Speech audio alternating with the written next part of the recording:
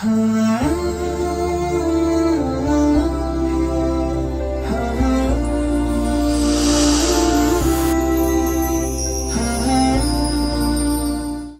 علیکم ورحمۃ اللہ وبرکاتہ۔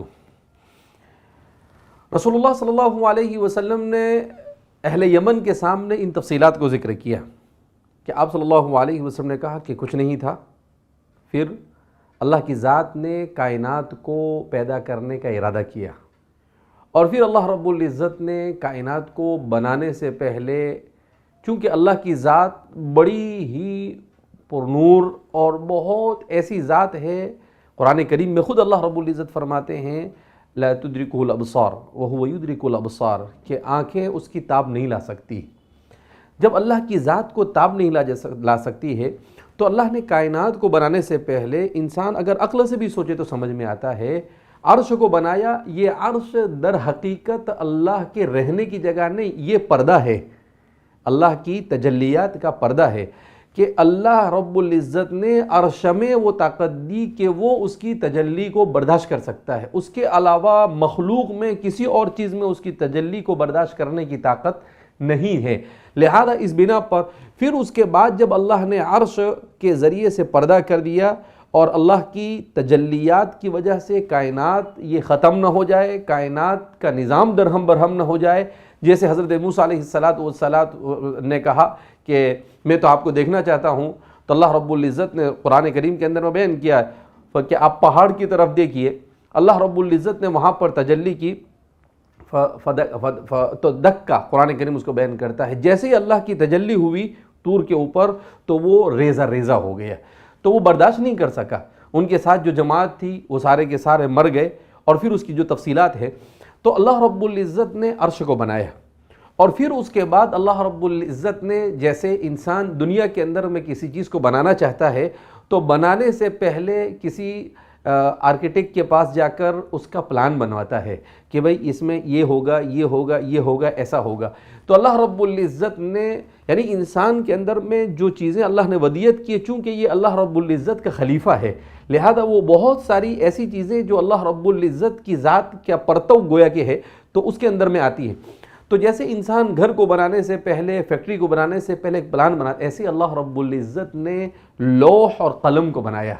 اور اس لوح اور قلم میں وہ ساری چیزیں لکھ دی، جس کو حدیث پاک میں رسول اللہ صلی اللہ علیہ وسلم نے ارشاد فرمایا کہ اللہ نے اس قلم کو یہ طاقت دی، اس قلم پر وحی گویا کہ ایک طرح سے بھیجی کہ کیا بنے گا، کب بنے گا، کیسے بنے گا، کب ختم ہوگا، کس چیز میں استعمال ہوگا۔ تو فرماتے حضور نے فرمایا کہ وہ قلم چلنے لگا، لوح کے اوپر وہ ساری چیزیں لکھنے لگا، تو یہ پورا ریکارڈ، پورا پلان اور ہر چیز اس کے اندر میں لکھ دی۔ اور اللہ کے رسول صلی اللہ علیہ وسلم فرماتے ہیں کہ رفعت الاقلام وجفت الصحف علی کائن ما کان وما یکون، کہ دنیا میں جو کچھ ہوا اور جو کچھ ہونے والا ہے وہ ساری چیزیں لوح محفوظ کے اندر میں لکھ دی گئی، اسی کو تقدیر کہا جاتا ہے۔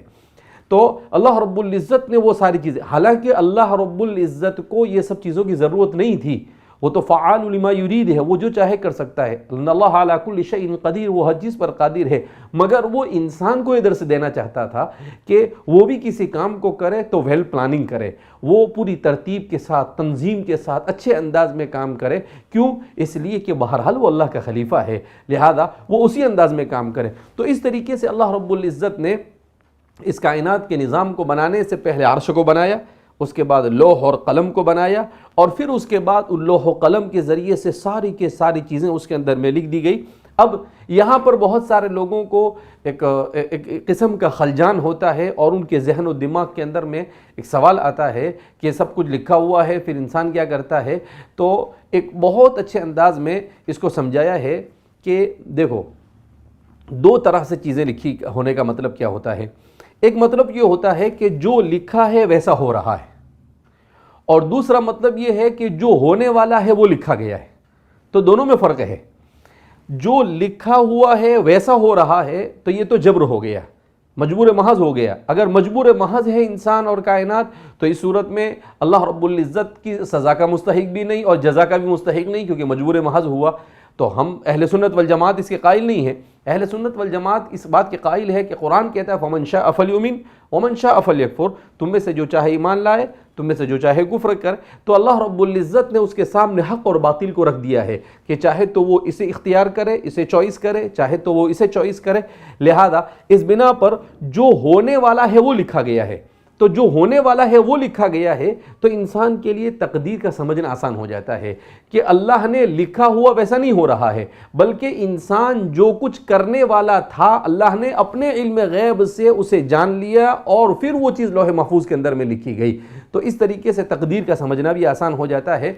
یہاں پر یہ بات یہ ہے کہ دراصل ایک چیز یہ بھی سمجھنے کی ضرورت ہے کہ کائنات کی تخلیق کے سلسلے میں فلسفہ، سائنس اور اسلام یہ تینوں بحث کرتے ہیں۔ ان تینوں کے سلسلے میں ایک بات یہ سمجھنے کی ضرورت ہے کہ ان تینوں کے پیش نظر ٹارگیٹ کیا ہوتا ہے، یعنی سائنس کا نتیجہ کیا چاہتی ہے، فلسفہ اپنے فلسفے کا نتیجہ اور آخری انجام کیا چاہتا ہے، اور وحی یہ اس کا اپنا آخری انجام کیا ہوتا ہے، وہ کیا چاہتے ہیں۔ تو اس سلسلے میں سائنس یہ ہے، فلسفہ جو ہے وہ کسی بھی چیز کے سلسلے میں اس کی حقیقت اور ریئلٹی تک پہنچنے کی کوشش کرتے ہیں۔ پہنچتے نہیں، کبھی پہنچتا ہے اور کبھی نہیں پہنچتا ہے، مگر ہر جگہ پر وہ پہنچ پاتے نہیں۔ اور سائنس جو ہے وہ فلسفے سے کم درجہ، ہمارا آج کا انسان کیا سمجھتا ہے کہ سائنس زیادہ ایڈوانس ہے فلسفے سے، لیکن اگر آپ اس حقیقت کو جانیں تو آپ کو تعجب ہوگا کہ فلسفہ زیادہ گہرائی کے ساتھ چیزوں کے اوپر غور کرتا تھا، سائنس اتنی گہرائی سے غور نہیں کرتی ہے۔ تو سائنس یہ صرف علمیت کی حقیقت تک پہنچنے کی کوشش کرتا ہے، وہ تو کسی بھی چیز کی حقیقت تک پہنچنے کی کوشش کرتا ہے، لیکن یہ صرف ایپسٹومولوجی اس کو کہتے ہیں، جس کو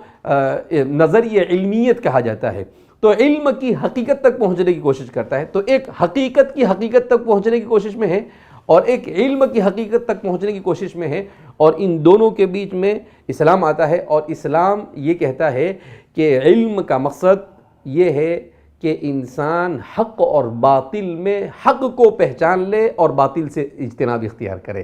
تو یہ ان تینوں کا ٹارگیٹ کہو، اس کو ویژن کہو، اور ان تینوں کے مقاصد ہے کہ اس کا مقصد یہ ہے، اس کا مقصد یہ ہے۔ لہذا اس بنا پر ہمیں اس بات کو سمجھنا ہے کہ الحمدللہ میں اور آپ، اللہ رب العزت نے ہمیں وہ دین عطا فرمایا ہے جو دین ہمارے سارے خلجانوں کو دور کرتا اور اطمینان بخش زندگی ہمیں دیتا ہے۔ اس دین نے ان تمام چیزوں کو بڑے پیارے اور بڑے بہترین انداز کے اندر میں بیان کیا ہے، ہمیں اطمینان کے ساتھ اور پروپیگنڈا کرنے والوں کے پروپیگنڈے سے متاثر ہوئے بغیر سکون کے ساتھ اپنے ہی دین کو سیکھنے، اس کو سمجھنے اور کائنات کے ہر فرد تک اس کو پہنچانے کی کوشش کرنی چاہیے۔ اللہ رب العزت ہمیں اس حقیقت کو سمجھنے کی توفیق مرحمت فرمائے۔ والسلام علیکم ورحمۃ اللہ وبرکاتہ۔